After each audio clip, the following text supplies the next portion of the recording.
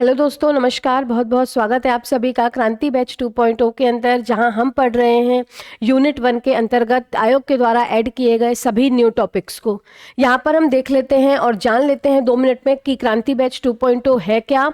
तो दोस्तों, जब आप यूट्यूब पर जाते हैं तब वहां जब आप एके सिविल एकेडमी सर्च करते हैं तो वहां पर आपके लिए ओपन होती हैं कई सारी प्लेलिस्ट, जिसमें कुछ प्लेलिस्ट ऐसी हैं जिसके आगे लिखा होता है क्रांति बैच 2.0 और ये प्लेलिस्ट कंप्लीटली पूरी तरीके से प्रीलिम्स 2026 के लिए आपके लिए बनाई गई हैं, जो कि पूरी तरीके से फ्री ऑफ कॉस्ट है। इसके लिए आपको एक भी पैसा खर्च करने की आवश्यकता नहीं है। घर पर बैठकर फ्री ऑफ कॉस्ट आपको सारी चीज़ें पढ़ाई जा रही हैं। पढ़ाने के साथ साथ यहाँ पर आपको 100 फ्री FLTs भी लगवाए जा रहे हैं प्रीलिम्स के लिए। प्रतिदिन आपकी 2 घंटे की FLTs की क्लास होती है जो लाइव चलती है। शाम को 5 बजे से 7 बजे तक डेली आपकी FLT की क्लास होती है और ये क्लास जो होती है वो दोस्तों लाइव होती है। यहाँ पर देखिए आपको क्या करना है, एके सिविल एकेडमी सर्च करके क्रांति बैच 2.0 देखिए, जैसे ये लिखा हुआ है तो ये लिखा है क्रांति बैच 2.0 और इसके साथ साथ आपको जितने भी लेक्चर्स ऐसे मिल रहे हैं कि क्रांति बैच 2.0 जिसके बाद लिखा है, केवल उन लेक्चर्स को आपको खोलना है, लिखना है, समझना है, पढ़ना है। क्लियर। उसके बाद यहां पर देख लेते हैं प्रीलिम्स 2026 में सक्सेस होने के लिए आपको कुछ पंचमुखी देवियों से मिलाया जा रहा है, जिसमें पहली तो वही है जहां मैं आपसे मिल रही हूं क्रांति बैच 2.0, जिसके अंतर्गत हमने संपूर्ण प्रीलिम्स को पढ़ना है, समझना है, याद करना है, रटना है। फिर हमने जब ये कर लिया तो हम लगाएंगे 100 फ्री FLTs, जिससे हम जांचेंगे अपनी तैयारी को। प्रीलिम्स कुरियर बॉक्स आप सभी तक सफलतापूर्वक पहुंचाए जा चुके हैं। गेस्ट सीरीज 2026 और टेस्ट सीरीज 2026 को अवेल करने के लिए आपको इस एकेडमी का ऐप प्ले स्टोर से जाकर इंस्टॉल करना पड़ेगा, जहां आपको लोवेस्ट प्राइजेस में गेस्ट सीरीज के अंदर वो 100 टॉपिक्स पूरे सिलेबस प्रीलिम्स से पढ़ाए जाएंगे, जहां से प्रतिवर्ष आयोग के द्वारा क्वेश्चंस आना तय है और आते हैं, और हम ऑलरेडी उन चीज़ों को पढ़ भी रहे हैं और बहुत शानदार तरीके से पढ़ रहे हैं। और टेस्ट सीरीज के लिए भी आपको ऐप को इंस्टॉल करना पड़ेगा। क्लियर। चलिए आगे देखते हैं यहाँ पर क्या लिखा हुआ है। कोई भी यदि आपको डाउट है तो ये रहा हमारे मेंटर का नंबर, आप एनी टाइम इस पर कॉल करके, मैसेज करके तैयारी से संबंधित अपने डाउट्स को क्लियर कर सकते हो। ये है सिलेबस जो हम पढ़ रहे हैं और आज से हमें अपना अगला है ना, आज से हमें अपना अगला अध्याय यानी स्मृतियों को शुरू करना है। आज से हम स्मृतियां शुरू करेंगे। हमारा रित सभा समिति हो चुका। आज स्मृतियां पढ़ के हम कल पढ़ेंगे गणतंत्र। गणतंत्र पढ़ने के बाद नेक्स्ट डे हमारा वर्ण, पुरुषार्थ और ऋण, ये एक दिन चलेगा। वर्ण, पुरुषार्थ, ऋण और संस्कार, पंचमहायज्ञ है ना। वर्ण, पुरुषार्थ, ऋण और संस्कार, ये हमारे टॉपिक एक साथ एक ही दिन में होंगे। पंच महायज्ञ और कर्म ये एक दिन में होगा, एक दिन में बोधिसत्व और एक दिन में तीर्थंकर, यानी 4 से 5 दिन के अंदर ये न्यू टॉपिक्स भी आपको मैं इतने शानदार तरीके से पढ़ा दूंगी कि आप फिर कहीं से भी जाके केवल MCQ सॉल्व करो और अपनी तैयारी को देखो। देखिए स्टूडेंट्स, कुछ स्टूडेंट्स ऐसा भी कमेंट करते हैं कि मैम जब ऑलरेडी हिंदी मीडियम के लिए क्लासेस चल रही हैं तो आप इंग्लिश मीडियम के क्लासेस पे हिंदी क्यों लिखकर पढ़ाते हो। तो इसकी वजह यह है, और मैं ऐसा मानती हूँ कि इंग्लिश मीडियम वाला छात्र भी चाहे क्यों ना हो, लेकिन कई चीज़ें, कुछ ऐसे टफ वर्ड्स, ऐसे डिफिकल्ट वर्ड्स होते हैं जो हम एक बार यदि हिंदी, अब हिंदी हमारी मातृभाषा है, ऐसी भाषा है, इंग्लिश मीडियम का छात्र अपने घर पे इंग्लिश नहीं बोलता, वो घर पे क्या बोलता है, हिंदी। तो बेटर है कि वो चीजें हमें हिंदी में अच्छे से समझ में आती है। अगर कोई पैराग्राफ इंग्लिश में लिखा है आपके सामने तो मैं किस लिए यहाँ पर खड़ी हूँ, क्या उसको रीड करने के लिए? नहीं, मैं खड़ी हूँ आपको वो चीजें हिंदी में डिकोड करके समझाने के लिए।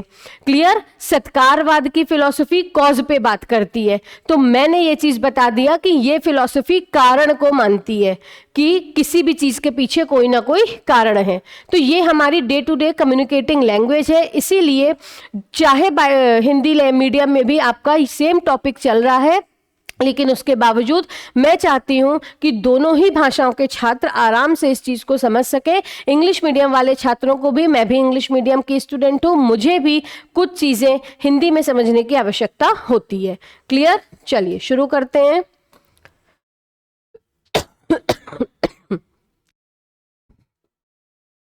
तो आज हमें अपना अगला अध्याय यानी आज हमें शुरू करना था स्मृतिज।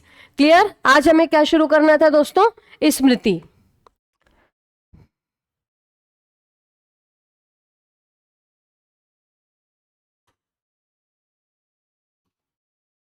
तो आज हमें स्टार्ट करना था स्मृतिज। अपने प्रीवियस लेक्चर में मैंने आपको बताया, हमने सभा, समिति, विदत और ऋत, ये 4 चीजें हमने कंप्लीट कर ली थी। आज हमें कंप्लीट करना है स्मृतिज। और आज फिर से मैं आपसे कहूंगी, चाहे यहां पर आपके सामने इंग्लिश की पीडीएफ खुली हुई है, लेकिन मैं यहां पर आपको दोनों ही भाषाओं में सेम चीजों को समझाऊंगी। क्लियर? आप इस चीज को ध्यान से सुने और समझें। देखिए यहां पर स्मृतिज। तो स्मृतिज की रचना किस समय पर हुई? उत्तर वैदिक काल में। तो स्मृति शुरू करने से पहले हम यहां पर कुछ इंपॉर्टेंट चीजों को पढ़ लेते हैं। जैसे देखिए यहां पर क्या लिखा है, the literal meaning of the word smriti is that which is to be remembered. Clear? Smriti शब्द का अर्थ क्या है कि किसी चीज को याद रखना, किसी चीज को, किसी लिखी हुई सामग्री को हमने पढ़ लिया और फिर निरंतर उसको पढ़ना, निरंतर उसको याद रखना, रिमेंबर करना। द स्मृति डेवलप्ड फ्रॉम धर्मसूत्र, इसीलिए इन्हें हम धर्मशास्त्र भी कहते हैं। क्लियर? आगे देखेंगे, the Vishnu Smriti is composed in both prose and verse, यानी कि जब हम पढ़ते हैं तो हमें समझ में आता है कि सारी ही स्मृतियां केवल वर्ष में लिखी हुई हैं, केवल पद्य में लिखी हुई हैं, लेकिन विष्णु स्मृति एकमात्र ऐसी स्मृति है जो हमें गद्य और पद्य यानी प्रोज और वर्स दोनों ही स्टाइल्स में देखने को मिलती है। द नंबर ऑफ, अच्छा, all smritis were composed in classical Sanskrit. देखो जब हमने स्टार्टिंग की थी तो मैंने आपको यह भी बताया था कि 2 संस्कृत, एक थी वैदिक संस्कृत और एक थी लौकिक संस्कृत।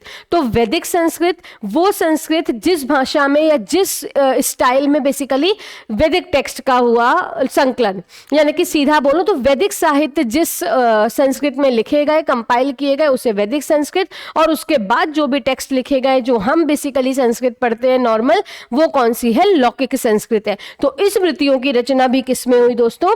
लौकिक संस्कृत में। The number of smritis varies in different text, अलग अलग जगह इनकी संख्या अलग अलग बताई गई है। जैसे पद्म पुराण में 26, बृहद गौतम धर्म सूत्र में 56, फिर उसके बाद वीर मित्रोदय में 57 स्मृतिज बताई गई हैं। कुछ मेजर स्मृति हैं जिनके बारे में हमको पढ़ना है, वो है मनु स्मृति, याज्ञवल्क स्मृति, विष्णु स्मृति, नारद स्मृति, बृहस्पति स्मृति, कात्यायन स्मृति, पाराशर स्मृति, गौतम स्मृति, आप स्तंभ, वशिष्ठ एंड देवल स्मृति। ये ऐसी स्मृति हैं जो आपके लिए अति आवश्यक है। देवल स्मृति बहुत इंपॉर्टेंट है। क्यों?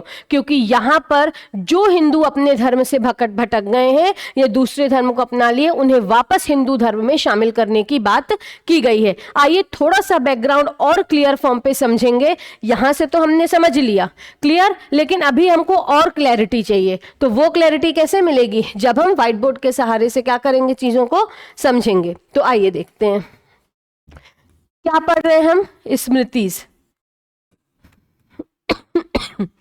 क्या पढ़ रहे हैं हम? स्मृतिज।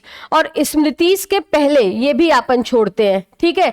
हमने बात की थी कि हमने इंडियन टेक्स्ट को, जो भी हमारे भारतीय ग्रंथ थे, हमने उन्हें 2 भागों में बांटा था, ठीक। हम जो भी हमारे इंडियन टेक्स्ट थे, जो भी हमारे भारतीय ग्रंथ थे, जो भी हमारे इंडियन टेक्स्ट थे, इसको हमने 2 भागों में बांटा था, ठीक। एक तो थे हमारे वैदिक टेक्स्ट और एक हमारे कौन से?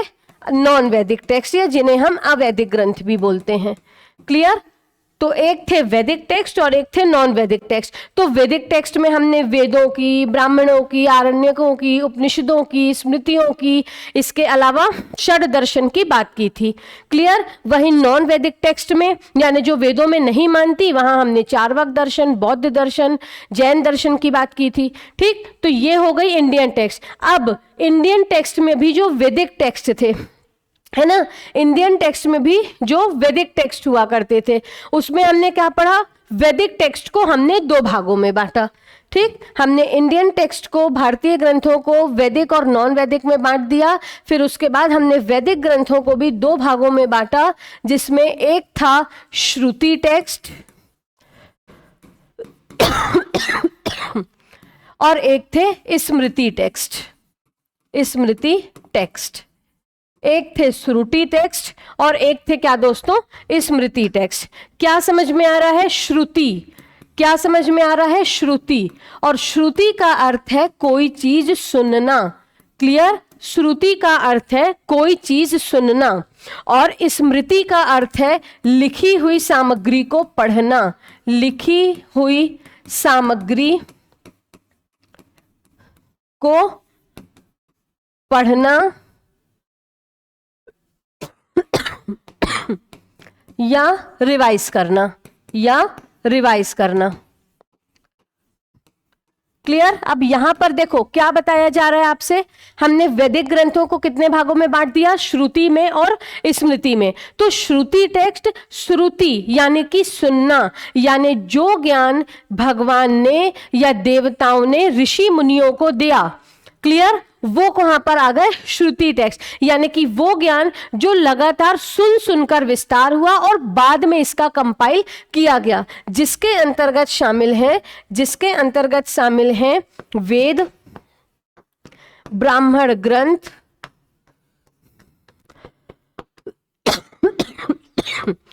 आरण्यक और उपनिषद, और उपनिषद।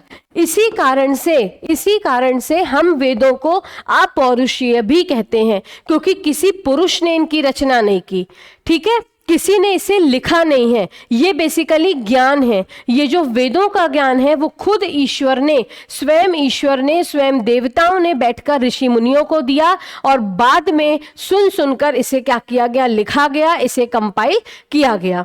क्लियर। वहीं अगर हम स्मृति की बात करें तो ये वो टेक्स्ट है जो पहले ही लिख दी गई थी और फिर निरंतर इसे क्या किया जाता है, रिवाइज किया जाता है, जिसमें पुराण है, जैसे कि रामायण है, इसी में स्मृतियां आती हैं, है ना। इसी में क्या आती हैं, स्मृतियां आती हैं। इसी में षड दर्शन आते हैं, षड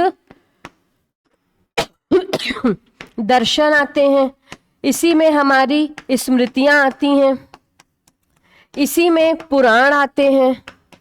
तो ये सभी किस में आते हैं, स्मृति टेक्स्ट में। यानी वेद, ब्राह्मण, आरण्यक और उपनिषद के अलावा जितने भी वैदिक ग्रंथ हैं वो सभी कैसे हैं, वो सभी स्मृति टेक्स्ट हैं।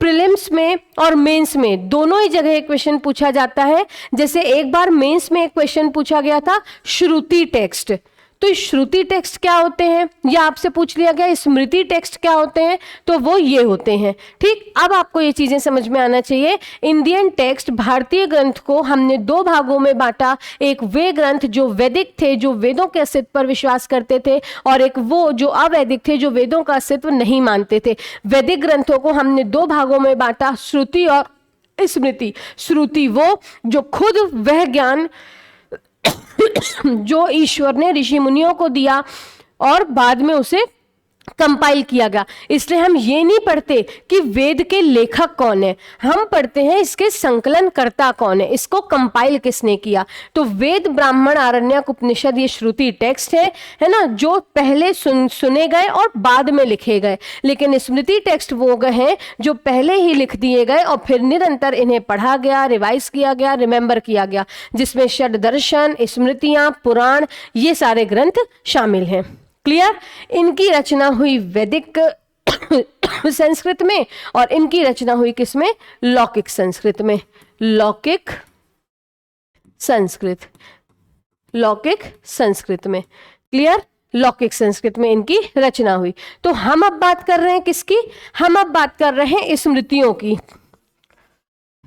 तो स्मृतियों के बारे में आपको क्या क्या चीजें इंपॉर्टेंट याद रखनी है, तो स्मृतियों के बारे में आप ये याद रखोगे कि इनका जो बेसिकली विकास है वो किस संस्कृत में हुआ, लौकिक संस्कृत में। लौकिक संस्कृत, इनका विकास किस में हुआ दोस्तों, इनका विकास हुआ लौकिक संस्कृत में, है ना। इनका विकास हुआ कहाँ पर? लौकिक संस्कृत में। उसके बाद यदि हम आगे देखें तो हम ऐसा देखते हैं कि इनका विकास धर्म सूत्र से हुआ। किससे हुआ? धर्म सूत्र से। देखो जब हम वेदांग पढ़ते हैं ना, अभी हमने वेदांग पढ़ा नहीं है, मैं आप लोगों को बता दूंगी, तो वेदांग 6 होते हैं।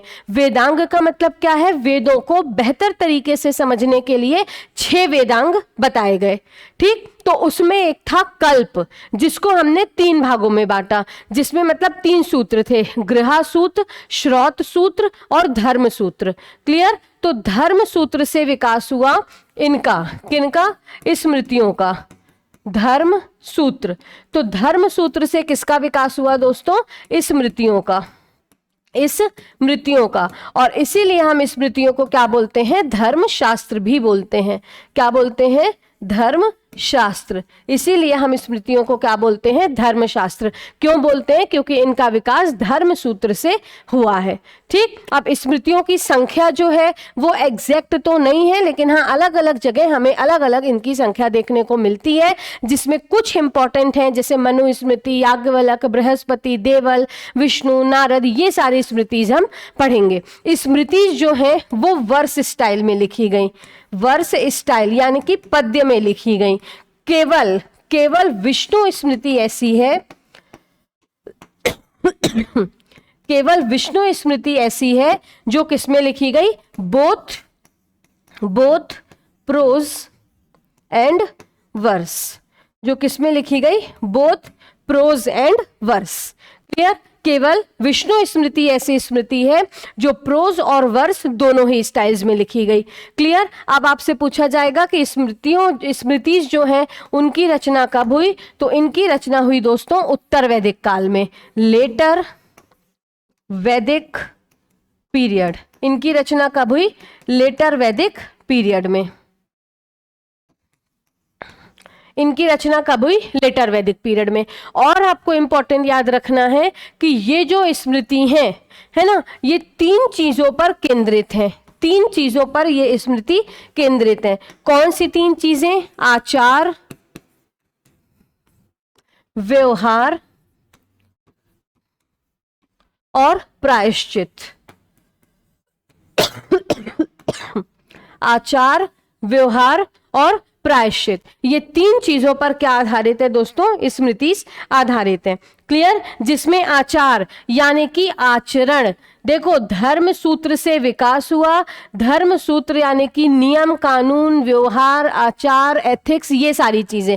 तो आचार क्या बताते हैं हमें? हमारा आचरण कैसा होना चाहिए, इसकी बात की गई है। व्यवहार बताते हैं कि किस तरीके से हमें कानून व्यवस्था जो भी है, जो भी रूल्स हैं, रेगुलेशंस हैं, ये सारी चीजें फॉलो करना चाहिए। और प्रायश्चित, यदि हमने कोई गलत काम कर दिया, यदि हमने कोई अवैधिक काम कर दिया, यदि हमने कोई पाप कर दिया, तो उससे हम बाहर कैसे आए? तो वो क्या कहलाएगा? प्रायश्चित। यानी स्मृतिज में 3 चीजों का ज्ञात होता है, आचार, व्यवहार और प्रायश्चित। तो ये एक बेसिक जानकारी है किसके बारे में दोस्तों?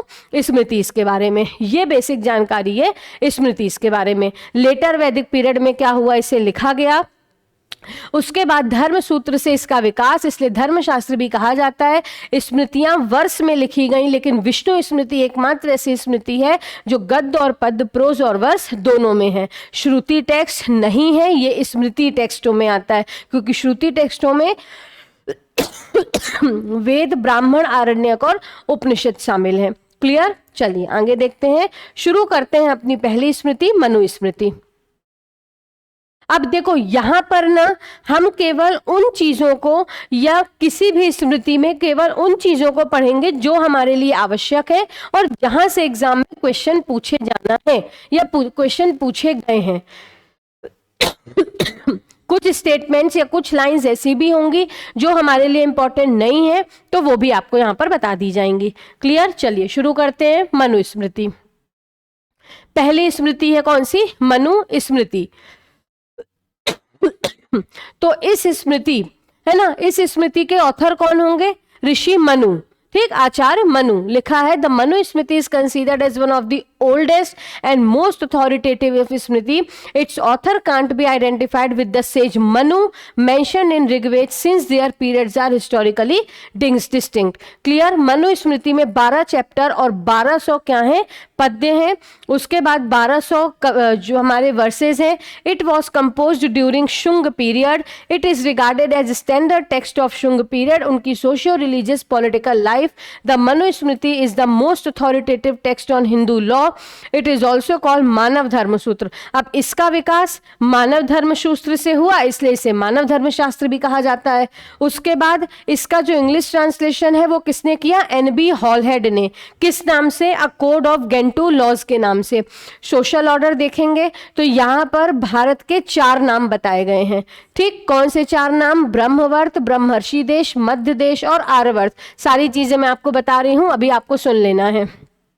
इंपॉर्टेंट, यहां पर हमें किसकी जानकारी मिलती है? According to Manusmriti societies 2 category में थी. हमको पता है पहले केवल 2 ही वर्ण होते थे, आर्य और अनार्य. तो जो आर्य थे वो उच्च कुल के थे और जो अनार्य थे वो निम्न कुल के थे.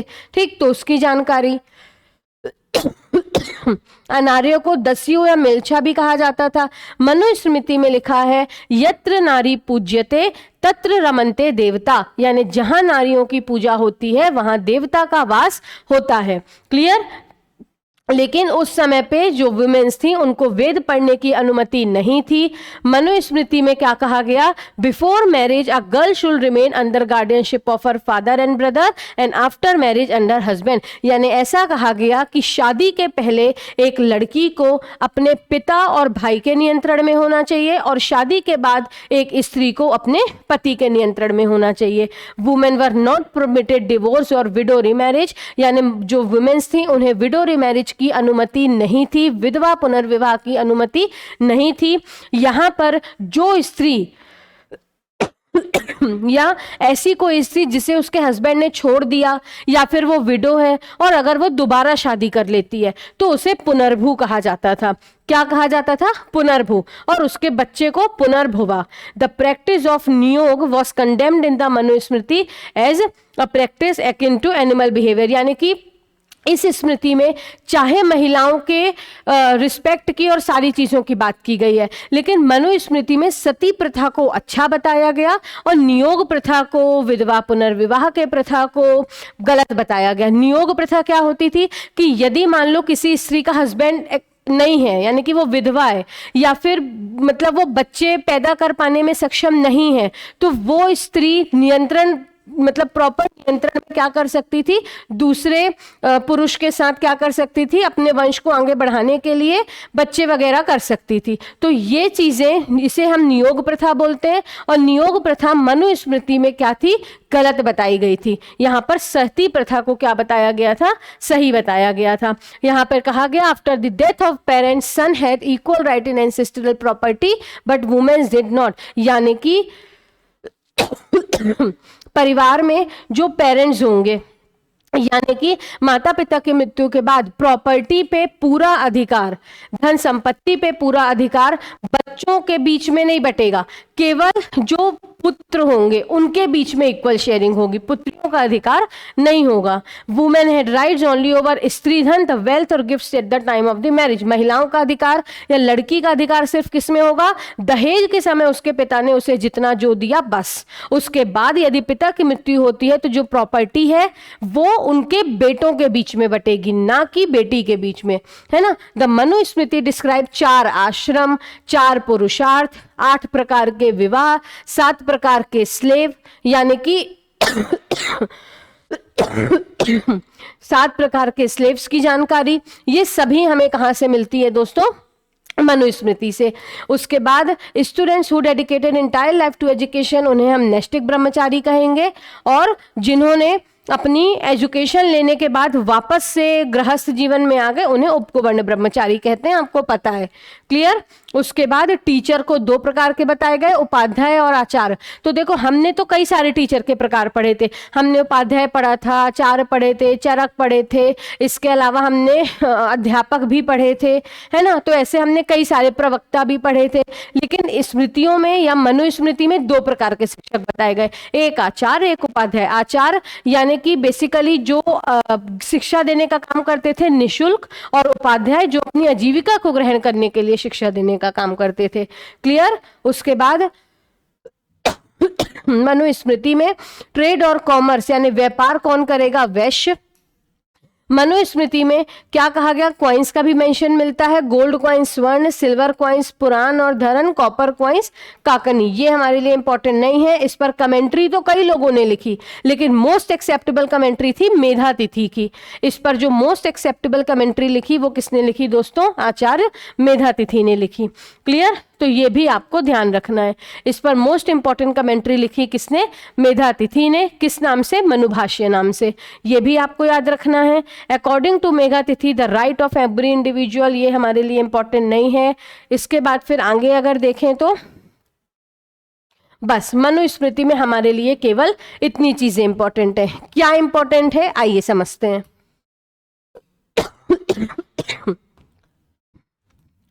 मनुस्मृति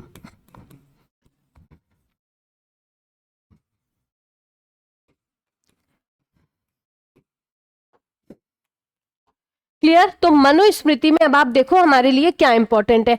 तो मनुस्मृति में हमारे लिए इंपॉर्टेंट है सबसे पहले तो इसका जो विकास है वो किससे हुआ? मानव धर्म सूत्र से। इसीलिए इसे हम मानव धर्म शास्त्र भी कहते हैं। इसीलिए इसे हम क्या कहते हैं दोस्तों? मानव धर्म शास्त्र भी कहते हैं। उसके बाद इसे अर्लीस्ट लॉ ऑफ मैनकाइंड कहा जाता है। Earliest law of Mankind. आगे अगर देखें तो इसे हम encyclopedia of Indian code of conduct भी बोलते हैं। Encyclopedia of Indian code of conduct. Encyclopedia of Indian code of conduct, इसका जो इंग्लिश ट्रांसलेशन है वो किसने किया? N.B. हॉलहेड ने।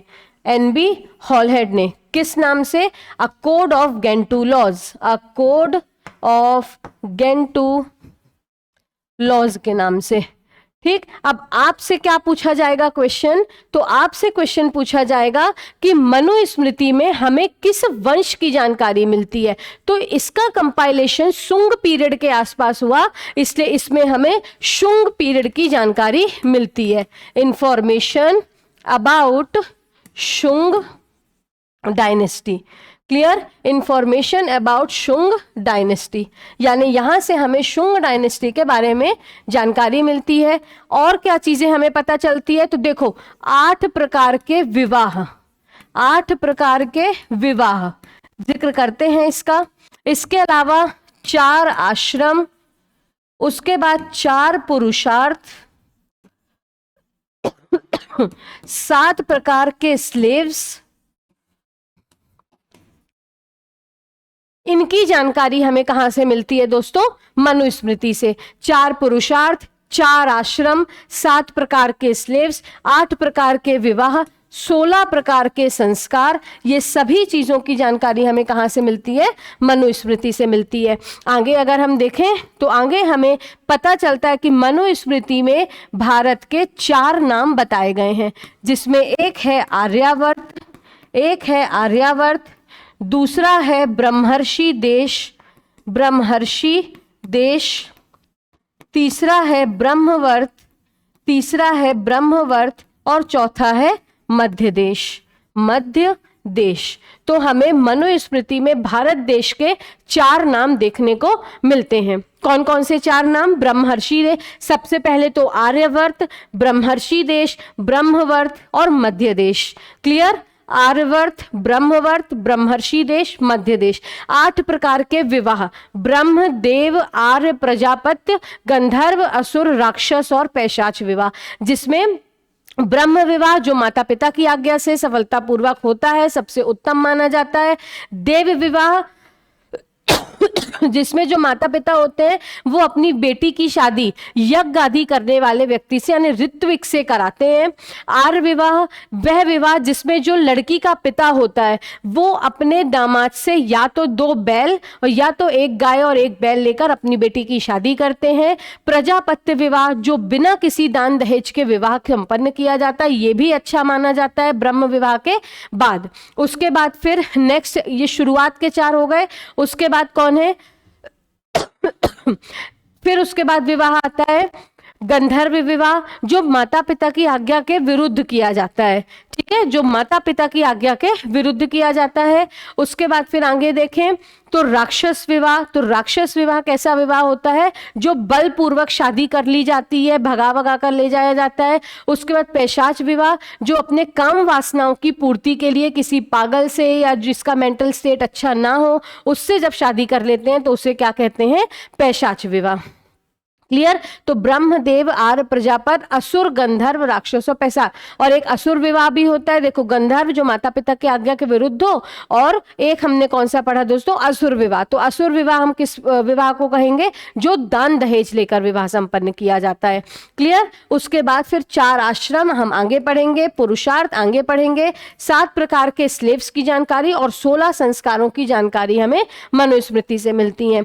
भारत के 4 नाम, आर्यवर्त, ब्रह्मर्षि देश, ब्रह्मवर्त और मध्य देश। उसके बाद इसमें कहा गया है या ये स्टेटमेंट मेंशन है कि शादी के पहले एक जो लड़की है वो अपने पिता या भाई के नियंत्रण में होनी चाहिए, और शादी के बाद जो लड़की है वो किसके नियंत्रण में होना चाहिए दोस्तों, या स्त्री अपने पति के। यहाँ पर हमें एक स्टेटमेंट मिलता है, यत्र नारी पूज्यते तत्र रमन्ते देवता, यानी जहां नारी की पूजा होती है वहां देवता का वास होता है। यहां पर कुछ शब्द मेंशन है, शब्द जैसे कि है एक पुनर्भू। तो ऐसी औरत जो क्या करेगी, दोबारा शादी करेगी, है ना, दोबारा शादी करेगी। एक वर्ड हमको मिलता है क्या दोस्तों, एक वर्ड हमें मिलता है अम्बष्ठ, है ना, अम्बष्ठ। और एक वर्ड हमें मिलता है चांडाल। क्लियर। तो ये क्या है, तो देखो अम्बष्ठ, तो अगर महिला जो है वो क्या है, ब्राह्मण,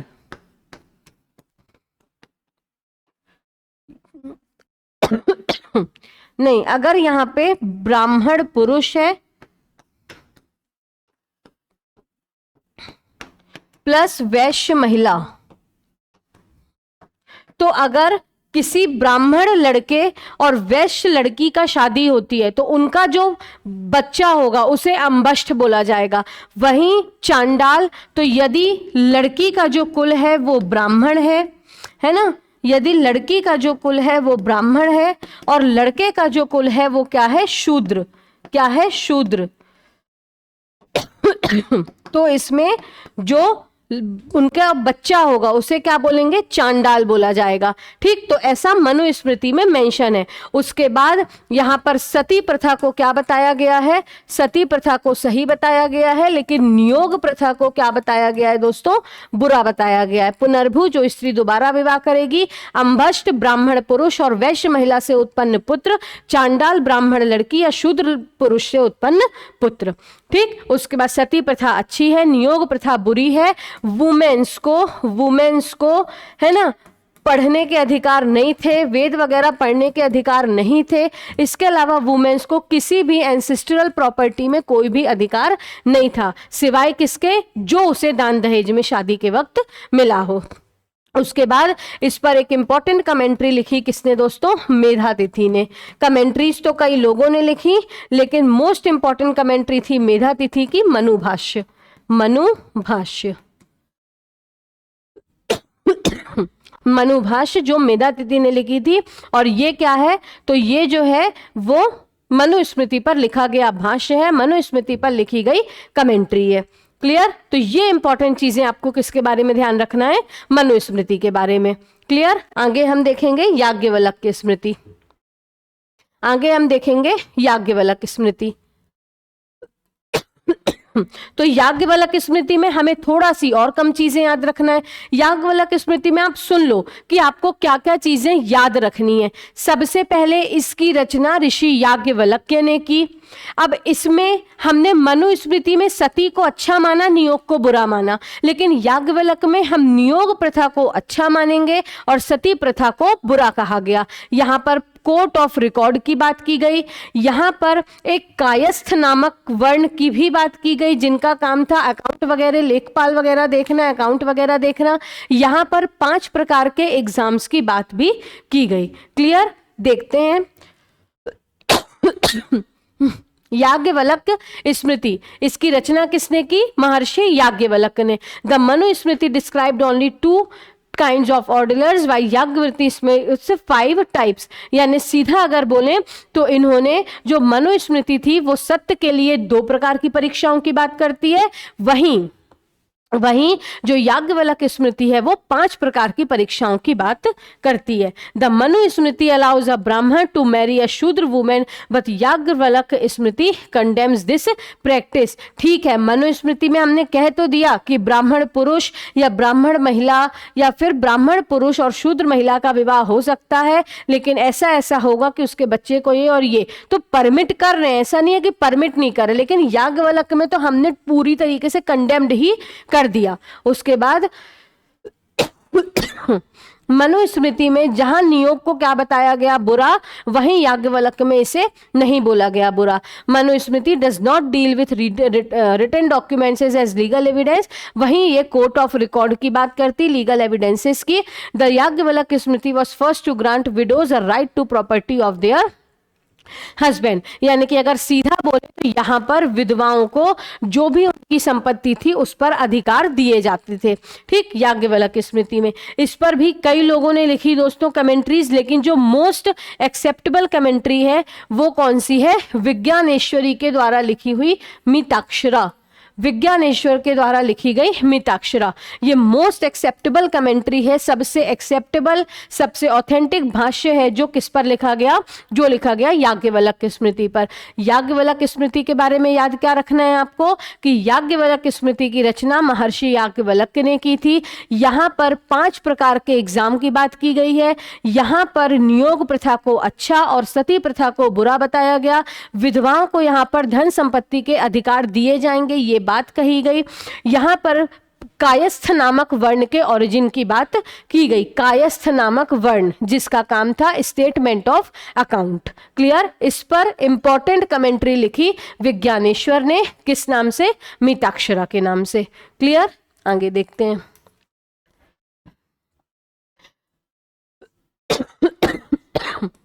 आगे हम देखते हैं Mitakshara also states that son have the right to demand partition of father's property during his life time.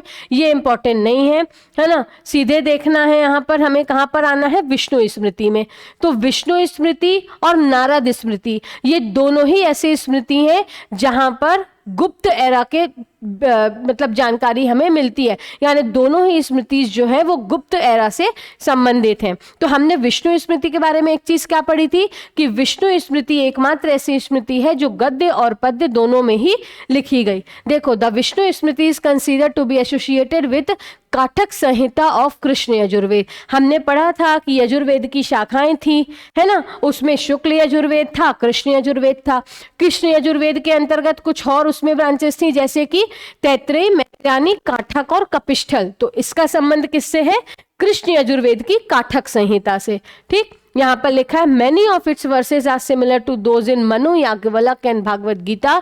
In its style is mixed that of later Dharmasutra containing both prose and verse, यानी कि ये गद्य और पद्य दोनों में ही लिखी गई है। विष्णु स्मृति में सती प्रथा की बात भी की गई है। तो विष्णु स्मृति के बारे में केवल इतना याद रखना कि विष्णु स्मृति कृष्ण यजुर्वेद के काठक संहिता से संबंधित है। ये प्रोज और वर्स दोनों में लिखी गई है। यहां से हमें गुप्त काल की जानकारी मिलती है। उसके बाद नारद स्मृति, तो नारद स्मृति में आपको क्या याद रखना है, यहां पर हमें 15 प्रकार के दासों का उल्लेख मिलता है और ये स्मृति भी गुप्त काल से संबंधित है।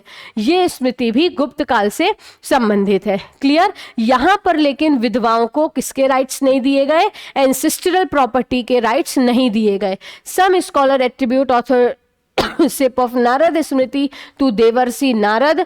Most of his concept borrowed from Manu Smriti. इसमें 7 प्रकार की परीक्षाओं का उल्लेख है। याज्ञवल्क्य में 5 प्रकार, मनु में 2 प्रकार। Unlike Manu Smriti, Narad Smriti does not prohibit niyog or widow remarriage. It mentions 15 category of slaves, support royal court over gambling and use of gambling as a source of state revenue. It denies widows the right to inherit their husband property. यानी विधवाओं को जो भी उनके पति की property का अधिकार नहीं दिया जाएगा। यहाँ पर लिखा है it mentions coins such as dinar, pan and क्या लिखा है, शपन। यानी कि सीधा बोले तो ये किससे संबंधित है दोस्तों, तो ये जो स्मृति है नारद स्मृति, ये गुप्त काल से संबंधित है। किससे संबंधित है, ये गुप्त काल से। तो आपको याद रखना है ये चीजें। हमारी मनु स्मृति हो गई, याज्ञवल्क्य, ये दोनों क्लियर है। उसके बाद हम विष्णु और नारद स्मृति पढ़ते हैं। तो विष्णु स्मृति, नारद स्मृति लिख लो, नोट कर लो, दोनों गुप्त काल से संबंधित है। विष्णु स्मृति प्रोज और वर्स दोनों में लिखी गई। ये कृष्ण यजुर्वेद की काठक संहिता से संबंधित है। वहीं नारद स्मृति में सत्य के लिए 7 प्रकार की परीक्षाओं का जिक्र, नियोग प्रथा को यहाँ पर क्या बताया गया, अच्छा, यानी मनु स्मृति की तरह ये नियोग प्रथा को कंडेम नहीं करता, उसको अपोजिशन नहीं करता। यहाँ पर कहा गया है किसमें, नारद स्मृति में, कि जो भी विधवाएं होंगी उनको उनकी हस्बैंड की प्रॉपर्टी में राइट्स नहीं दिए जाएंगे। क्लियर। 15 प्रकार के दासों का जिक्र भी मिलता है। उसके बाद बृहस्पति स्मृति, तो ऐसा माना जाता है कि बृहस्पति स्मृति की रचना ऋषि अंगिरा के शिष्य या ऋषि अंगिरा के पुत्र बृहस्पति ने की थी और बृहस्पति को कौटिल्य ने अपनी किताब अर्थशास्त्र में प्राचीन अर्थशास्त्री कहा है। एंशिएंट इकोनॉमिक्स यानी कि प्राचीन अर्थशास्त्री क्या कहा है दोस्तों, प्राचीन अर्थशास्त्री कहा है। किसने कहा है, कौटिल्य ने। The Brihaspati Smriti is a text on legal procedures. It provides detailed discussion on judicial laws, evidence, witness, document, possessions, etc. Clear? यानी कि ये जो बृहस्पति स्मृति है, इसकी जो रचना है वो ऋषि अंगिरस के पुत्र बृहस्पति ने की और यहाँ पर हमें जुडिशियल सब्जेक्ट्स की जानकारी मिलती है। क्लियर। उसके बाद प्राचीन अर्थशास्त्री किसे कहा है, हम कौटिल्य ने, तो बृहस्पति को कहा है। आगे देखेंगे, आगे यहाँ पर हमें देखना है सीधा कात्यायन स्मृति और इसकी रचना कात्यायन ने की है और इसके जो बेसिकली सब्जेक्ट्स थे वो इकोनॉमिक मैटर्स थे, यानी ये इकोनॉमिक सब्जेक्ट्स पर डील करती थी। उसके बाद his other major works are Pratihara Sutra, हमारे लिए इंपॉर्टेंट नहीं है। सीधा हमें आ जाना है पराशर स्मृति में। इसकी जो रचना है वो पराशर ने की है। किसने की है दोस्तों, पराशर ने। और यहाँ पर कार्यों का उल्लेख किया गया है कि क्या हमें करना चाहिए, क्या नहीं करना चाहिए, हमारा आचरण कैसा होना चाहिए और अगर हमने कोई गलत काम किया है, अगर हमने कोई पाप किया है तो प्रायश्चित का जिक्र भी पराशर स्मृति में किया गया है। इस पर सबसे इंपॉर्टेंट कमेंट्री लिखी थी पराशर मध्वाचार्य विद्यारण्य ने। कौन सी, पराशर माधवी। किसने लिखा था, मध्वाचार्य विद्यारण्य ने। किसने लिखा था दोस्तों, इस पर इंपॉर्टेंट कमेंट्री लिखी थी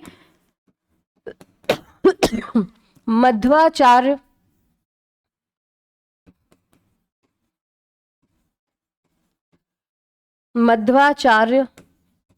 विद्यारण्य। क्लियर। किस नाम से, पराशर माधवी।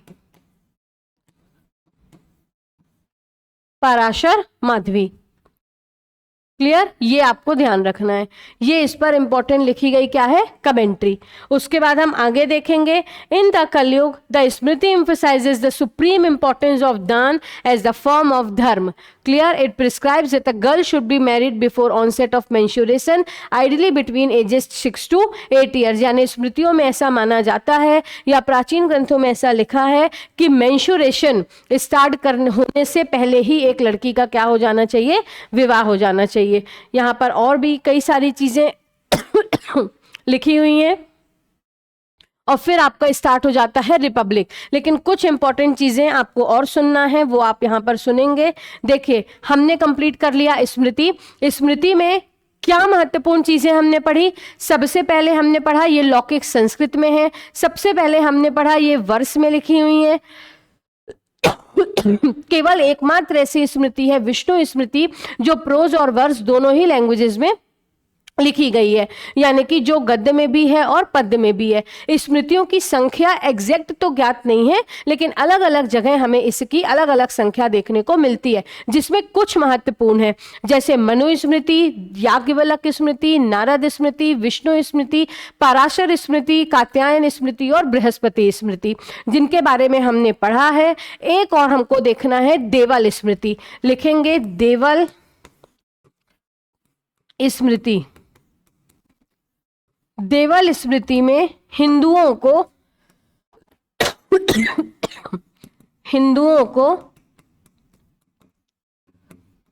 पुनः हिंदू धर्म में शामिल करने की बात की गई।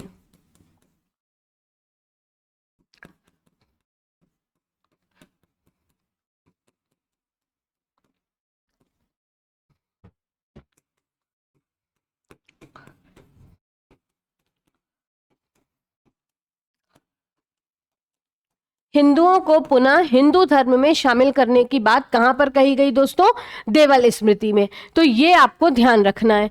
तो एक कौन सी स्मृति? मनु स्मृति, जो हमने डिटेल में डिस्कस कर ली। याज्ञवल्क्य स्मृति, 5 प्रकार के एग्जाम सत्य के लिए, कोर्ट ऑफ रिकॉर्ड की बात। यहां पर नियोग को अच्छा माना गया, सती को बुरा माना गया। इंपॉर्टेंट कमेंट्री विज्ञानेश्वर ने लिखी मिताक्षरा नाम से। क्लियर? उसके बाद फिर नेक्स्ट आते हैं। तो नेक्स्ट हमने नारद और विष्णु देखी, दोनों ही गुप्त काल से संबंधित है। विष्णु स्मृति गद्य और पद्य दोनों में है। नारद स्मृति में 15 प्रकार के दासों का उल्लेख मिलता है। बृहस्पति स्मृति, ऋषियंगी रस के पुत्र बृहस्पति ने इसकी रचना की, जिसमें मेजर जुडिशियल सब्जेक्ट्स थे। बृहस्पति को कौटिल्य ने प्राचीन अर्थशास्त्री कहा। वहीं पराशर स्मृति में मध्वाचार्य, विद्यारण्य, पराशर, माधवी, ये इस पर लिखी हुई कमेंट्री है ना, जो किसने लिखी है?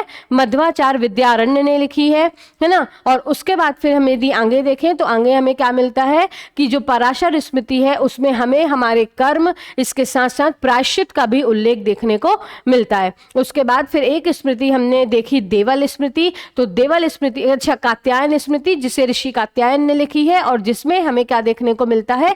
इकोनॉमिक मैटर्स पर जहां पर डिस्कस किया गया।